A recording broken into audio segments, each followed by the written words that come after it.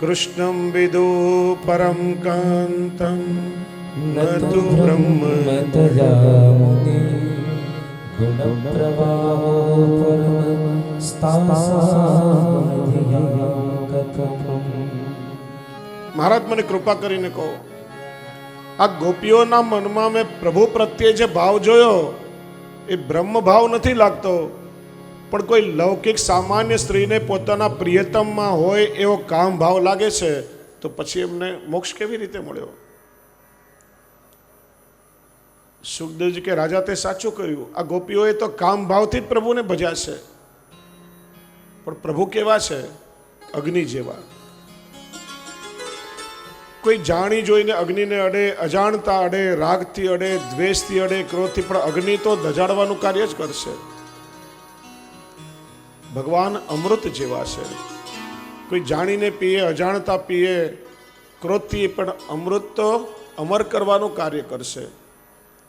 એમ કોઈ પણ પ્રકારે તમે ભગવાનની સાથે મન જોડો,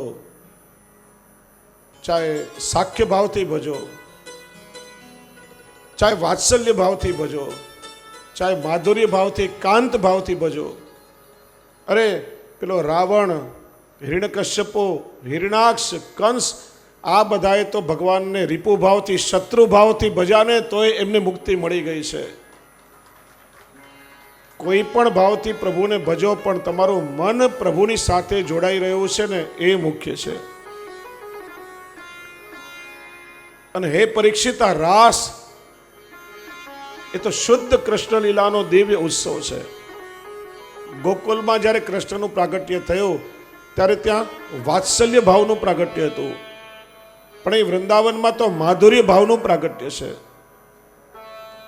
કૃષ્ણ જેમ બ્રહ્મ છે તેમ પરમાત્મા પણ છે, અને એ જ પરમાત્માના અંશ રૂપે આ પ્રત્યેક જીવની અંદર આત્મા બિરાજે છે.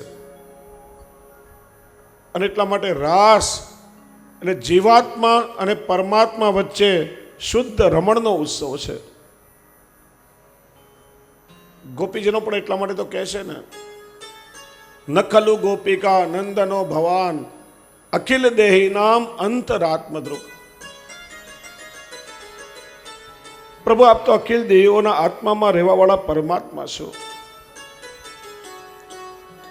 સંત્યજ્ય સર્વ વિષયાન તવ પાદ મૂલન પ્રાપ્ત. એટલે તમે બધા જ લૌકિક સંસારના વિષયોને છોડી અને આપના ચરણારવિંદમાં કાયમ માટે રહેવા માટે આવ્યા છીએ.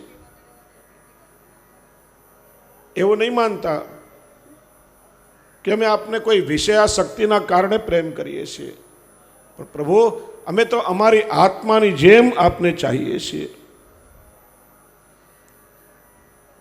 એટલે જ આ રાસનો જે ઉત્સવ છે, જીવાત્મા અને પરમાત્મા વચ્ચે વિશુદ્ધ રમણનો ઉત્સવ છે.